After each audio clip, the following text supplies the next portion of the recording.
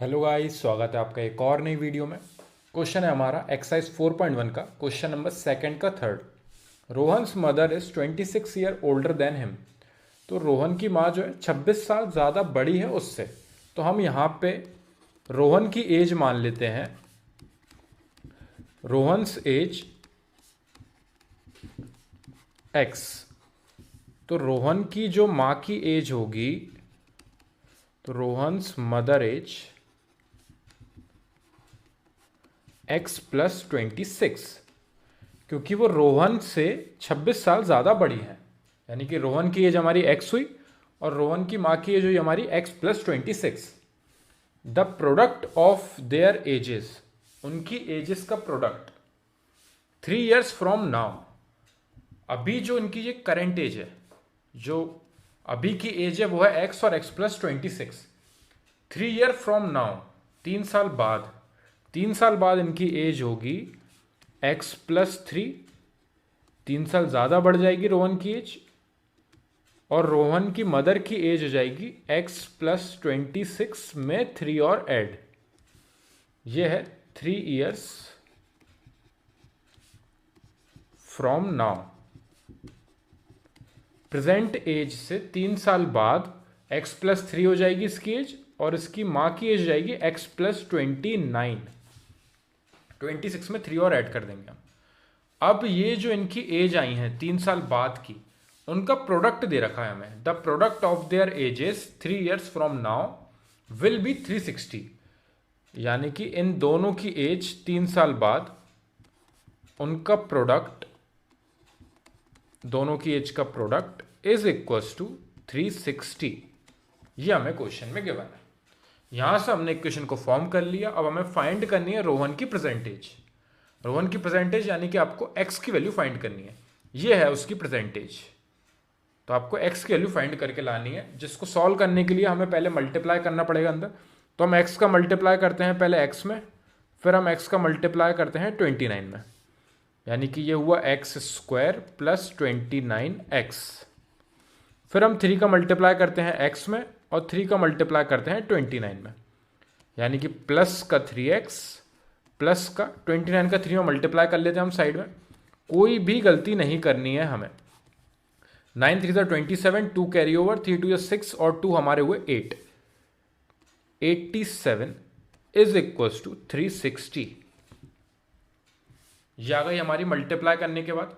अभी ये 360 जो है, इसको हम इस साइड लाएंगे, इधर जाके ये नेगेटिव हो जाएगा। यानी कि हमारी इक्वेशन हुई एक्स स्क्वायर प्लस 29 और 3x दोनों ऐड हो रहे हैं, 29x और 3x। ये हमारे हो जाएंगे 32x प्लस का 87 माइनस का 360 इज इक्वल्स टू 0। अब ये 360 में से हम 87 को सब्ट्रैक्ट करेंगे। 360 में से 87 भी हम साइड में सब्ट्रैक्ट कर लेंगे। कोई भी हमें गलती नहीं चाहिए। ठीक है, यहां पे हमारा बचेगा 3, ये हुआ हमारा 15। 15 में से हमारे 8 गए तो हमें बचा 7, ये हमारा हुआ 2। 273 हमारी आई वैल्यू। अब देखिए, प्लस का 87 था, माइनस का 360 था। यानी कि एक्स स्क्वायर प्लस 32x और माइनस का 273 मिलेगा हमें। क्योंकि माइनस का 360 बड़ा था, इसलिए साइन नेगेटिव आएगा, और दोनों का सब्ट्रैक्ट करके 273 हमारी वैल्यू आई थी, इज इक्वल टू 0। अब ये हमारी इक्वेशन जो है क्वाड्रेटिक इक्वेशन के फॉर्मेट में आ गई है। क्वाड्रेटिक इक्वेशन हमारी किस फॉर्मेट में होती है? ax square plus bx plus c is equal to 0। इस फॉर्मेट में लाने के लिए हम पूरी इक्वेशन को सॉल्व करते हैं। जब इस फॉर्मेट में आ जाती है तो हम a और c का करते हैं प्रोडक्ट। अब यहां से हमारी x की वैल्यू फाइंड करने का प्रोसेस, यानी कि फैक्टराइजेशन मेथड होता है स्टार्ट। इसमें हमारी a की वैल्यू, अगर x के आगे कोई भी वैल्यू नहीं है, यानी कि उसके आगे 1 है, 1 हमेशा रहता है एक्स स्क्वायर के आगे, अगर कोई भी न्यूमेरिकल वैल्यू नहीं है तो a और c का हम करेंगे मल्टीप्लाई। 1 का 273 जो कि माइनस में था, उसका मल्टीप्लाई करेंगे तो हमारा माइनस का 273 हमारी वैल्यू आएगी। ये हमें याद रखना है, आगे काम आएगा। फिर हम इस 273 के फैक्टर्स निकालेंगे नीचे। अब हमें माइनस साइन पर हमें फोकस नहीं करना है, हमें सिर्फ 273 के फैक्टर निकालने हैं। 273 हमने 3 से कैंसिल करा, 3 9 27, 3 1 3। फिर हमारा ये जा रहा है 7 से, 7 7 1 7, 2 बचा 21, 7 3 21। फिर हमारा गया ये 13 से, 13 वन ज़ा 13। तो हमारे जो फैक्टर्स आए हैं वो आए हैं 3 इंटू 7 इंटू 13। अब इन तीनों फैक्टर की हेल्प से हमें इन्हें दो ऐसे पार्ट में स्प्लिट करना है कि हमारा बीच वाला 32x आ जाए, ठीक है। और इन दोनों के मल्टीप्लाई करने पे हमें जो भी हमारे दो फैक्टर्स आएंगे यहाँ पे, उन दोनों का मल्टीप्लाई करने पे हमें माइनस का 273 मिलना चाहिए, ठीक है। तो अब इन तीनों को हमें अगर एक एक बार हम अगर इनको रख रख के देखें तो मेरे को यहाँ पे दिख रहा है, आपको या तो एक या दो चांस लगेंगे, लेकिन जितने ज़्यादा आप क्वेश्चन करोगे उतनी जल्दी आपका ध्यान जाएगा कि 13 3 ज़ा 39 होती है आपकी वैल्यू, और उसमें से अगर आप 7 को सब्ट्रैक्ट करोगे तो आपको 32 मिलेगा, जो कि आपका मिडिल टर्म है। इस मिडिल टर्म को लाने के लिए हमने पहले फैक्टर्स निकाले, फैक्टर्स निकालने के बाद उसको दो पार्ट में इस तरीके से स्प्लिट करा कि 13 और 3 को हमने साथ में प्रोडक्ट करके यहाँ पे 39 लिखा, और 7 जो है उसको अकेला छोड़ के, यानी कि 39 में से -7 करेंगे तो 32 आएगा। यानी कि आपका एक फैक्टर आप ले रहे हो -7, एक ले रहे हो आप प्लस का 39, और आप अगर इन दोनों का प्रोडक्ट करोगे तो आपको वैल्यू मिलेगी माइनस का 273। जब आप 39 में -7 का प्रोडक्ट करोगे तो आपको वैल्यू मिलेगी 273, वो भी माइनस में, ठीक है। तो ये हमारा सेकंड क्रॉस चेक है कि हमारा नेगेटिव में 273 भी आना चाहिए और दोनों को ऐड या सब्ट्रैक्ट करके प्लस का 32 भी आना चाहिए।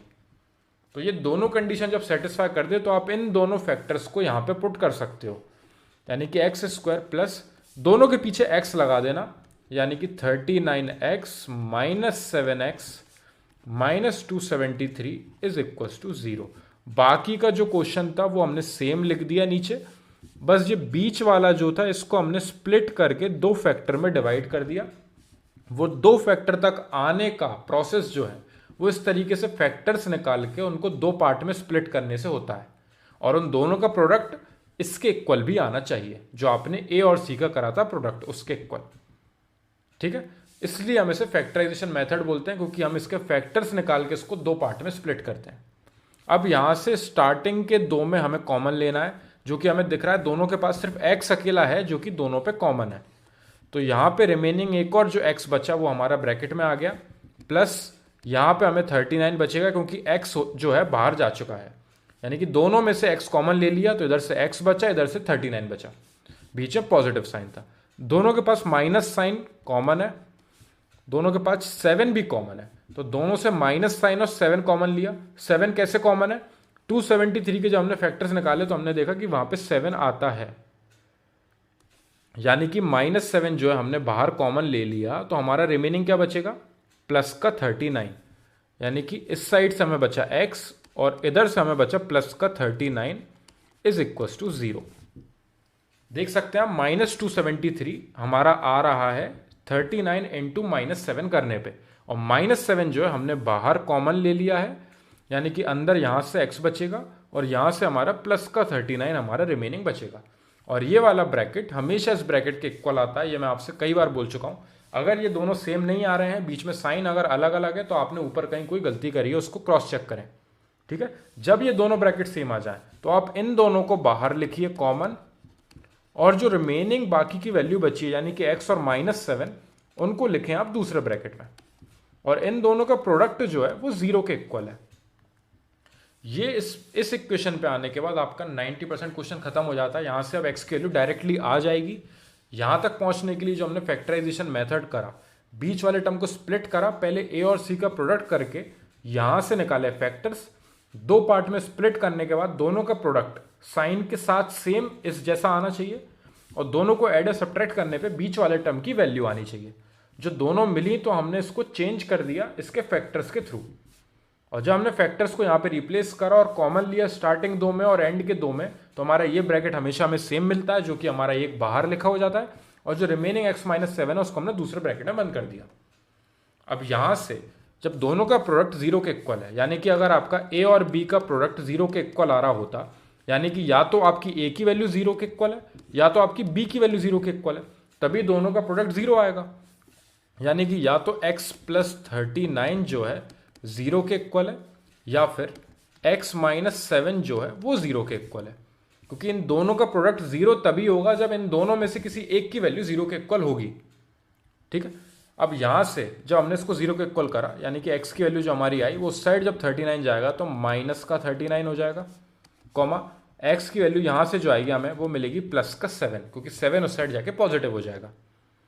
x की वैल्यू 39, क्या रोहन की एज, हमने रोहन की एज x मानी थी, हमारे स्टार्टिंग में था रोहन्स एज, जो रोहन की प्रेजेंट एज थी वो हमारी x थी, तो रोहन की एज 7 जो कि पॉजिटिव आई है और एक आई है माइनस की 39, तो माइनस का 39 हमारा कैंसिल इसलिए हो गया क्योंकि एज कभी भी नेगेटिव नहीं होती है, तो एज हमारी नेगेटिव, ये वाला आंसर जो है हमारा ये यहीं कैंसिल हो गया, यानी कि रोहन की एज यानी कि x की वैल्यू कितनी आ गई 7, ये आपका होगा फाइनल आंसर।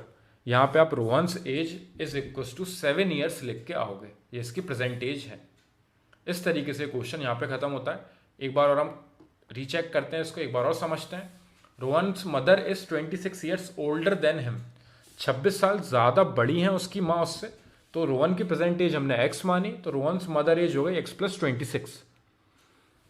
3 साल बाद 3 ईयर्स फ्रॉम नाउ दोनों की एज में हमने 3 ऐड कर दिए, तो x प्लस 3 x प्लस 29, और दोनों का प्रोडक्ट जो है 360 के इक्वल है, तो दोनों का प्रोडक्ट 360 के इक्वल, x का दोनों में मल्टीप्लाई करा, 3 का दोनों में मल्टीप्लाई करा, तो हम इस इक्वेशन तक पहुंचे।